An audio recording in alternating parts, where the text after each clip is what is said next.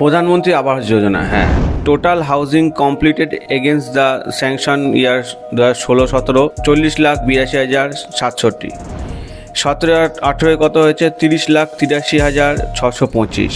18-19 24,63,050। একেবারে শেষের দিকে আসি এবার houses completed against the sanction made till now, যে কটা স্যাংশন হয়েছে সেই অনুযায়ী লাস্ট যেটা হয়েছে 2,58,63,912। হ্যাঁ, এই প্রজেক্টটা কমপ্লিট হয়ে গেছে কাদের 96,28,742। কত টাকা ফান্ড ট্রান্সফার হয়েছে 1,16,915 কোটি। বন্ধুরা, আপনারাও চাইলে এই PM আবাস যোজনার আওতায় এসে আপনাদের নিজের স্বপ্নের বাড়ি আপনারাও করতে পারবেন। তো আজকের এই ভিডিওতে আপনারা জানতে পারবেন প্রধানমন্ত্রী আবাস যোজনাটা কি, এই PM আবাস যোজনা বা প্রধানমন্ত্রী আবাস যোজনা কটি ভাগ আছে, আপনি কি করে বুঝবেন আপনি এই ক্যাটাগরির মধ্যে পড়বেন, প্রধানমন্ত্রী আবাস যোজনা 2024-এ অ্যাপ্লাই করতে গেলে কি যোগ্যতা লাগবে, এবং প্রধানমন্ত্রী আবাস যোজনার আবেদনের জন্য প্রয়োজনীয় নথি মানে ডকুমেন্ট কি লাগবে, আর কোন কোন ব্যাংক থেকে এই আবাস যোজনার আবেদন করতে পারবেন এবং কোথায় কিভাবে আবেদন করবেন। নমস্কার, আমি চিরঞ্জিত মাইতি, আপনারা দেখছেন শ্রীহরি ডিজিটাল। বিভিন্ন ধরনের সরকারি স্কিমের আপডেটস এবং বিভিন্ন ধরনের লোন সংক্রান্ত ফিক্সড ডিপোজিট এবং বিভিন্ন ধরনের পলিসি সংক্রান্ত ডিটেলস এই চ্যানেলে দেওয়া হয়ে থাকে। তো চ্যানেলটাকে সাবস্ক্রাইব করে রাখুন, কেননা প্রত্যেকটা মানুষের দৈনন্দিন দিনের বিভিন্ন কাজে এই সমস্ত বিষয়টা আসে। প্রথমে জানতে হবে আমাদের প্রধানমন্ত্রী আবাস যোজনাটা কি। 2015 সালে চালু হয়েছিল এই প্রধানমন্ত্রী আবাস যোজনা। ভারত সরকার একটি উদ্যোগ নিয়েছিল যাতে সমাজের আর্থিকভাবে দুর্বল মানুষগুলো যারা আছে তাদের সাশ্রয়ী মূল্যে স্বপ্নের বাড়ি করতে পারে। তো বোঝা যাচ্ছে এই আবাস যোজনাটা কি। এইবার চলে আসে আমাদের দ্বিতীয় প্রশ্ন, PM আবাস যোজনাটি কটি ভাগে ভাগ করা আছে। PM আবাস যোজনা মোটামুটি 4টি ভাগে ভাগ করা। কিরকম?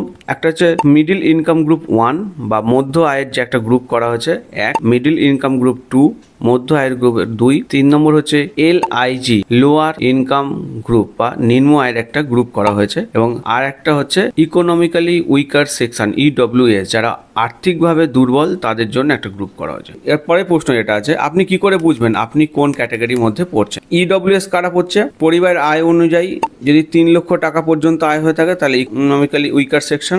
LIG কারা আছে? যাদের পারিবারিক আয় 3 থেকে 6 লক্ষ টাকা তারা LIGর মধ্যে পড়ছে।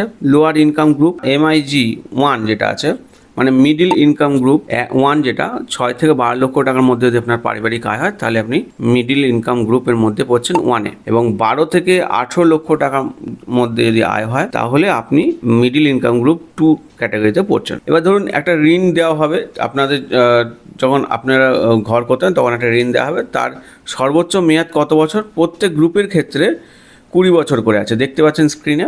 এবং সর্বোচ্চ বাসস্থান ইউনিট কার্পেট এরিয়া, মানে ধরুন EWS এর ক্ষেত্রে সবচেয়ে বেশি কত পরিমাণ তা আপনারা সাবসিডির জন্য পেতে পারেন। EWS যারা আছে 30 বর্গমিটার, LIG আছে 60 বর্গমিটার, MIG আছে 160 বর্গমিটার এবং MIG 2-তে আছে 200 বর্গমিটার। এবার ভর্তুকি দেখুন, যারা EWS ইকোনমিক্যালি উইকার সেকশন আছেন তারা পাচ্ছেন 2,67,280 টাকা ভর্তুকি পাচ্ছেন। LIG গ্রুপও সেম পাচ্ছেন। MIG 1-এ আছে 2,35,860 টাকা, আর MIG 2 গ্রুপ যারা আছেন তারা 2,30,156 টাকা। কি কি ক্রাইটেরিয়ার মধ্যে আপনারা পড়ছেন এবং কি কি সুবিধা আছে এটা দেখে নিলেন। প্রধানমন্ত্রী আবাস যোজনা আবেদনের জন্য প্রয়োজনীয় নথি মানে ডকুমেন্ট কি কি লাগবে। আধারের তথ্য ব্যবহার করার সম্মতি। 2 হচ্ছে হলফনামা, যেটা আপনাদের পঞ্চায়েত মারফত দিতে পারে, মিউনিসিপ্যালিটি এরিয়া হলে মিউনিসিপ্যালিটি এরিয়া থেকেও আপনারা ওই কাগজটা জোগাড় করতে পারেন।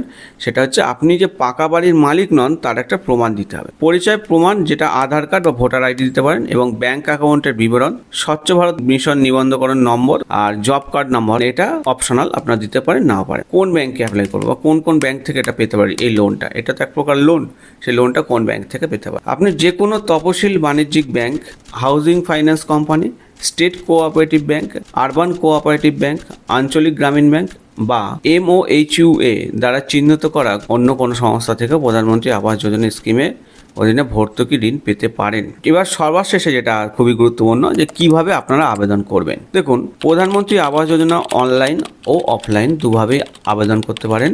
অনলাইনে অ্যাপ্লাই করতে গেলে আপনারা PMAYMIS.gov.in এই ওয়েবসাইটে এসে অনলাইনে আপনারা অ্যাপ্লাই করতে পারেন। এর আবেদন প্রসেসটা কি বা কীভাবে আপনারা অ্যাপ্লাই করবেন আগামী দিন আমার নেক্সট ভিডিওতে আমি বলে দেবো। হয়তো একটু ভিডিওটা আসতে লেট হবে, কিন্তু আমি নেক্সট ভিডিও দিয়ে দেবো। আপনারা যে মনে করেন যদি অফলাইনে করবেন, আপনাদের নিকটবর্তী নিকটবর্তী কোনো সিএসসি সেন্টার থাকলে সেই সিএসসি সেন্টারে গিয়েও অ্যাপ্লাই করতে পারেন আপনারা। বোঝা গেল?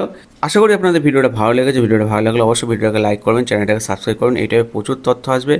সবাই ভালো থাকবেন, সুস্থ থাকবেন। টাটা।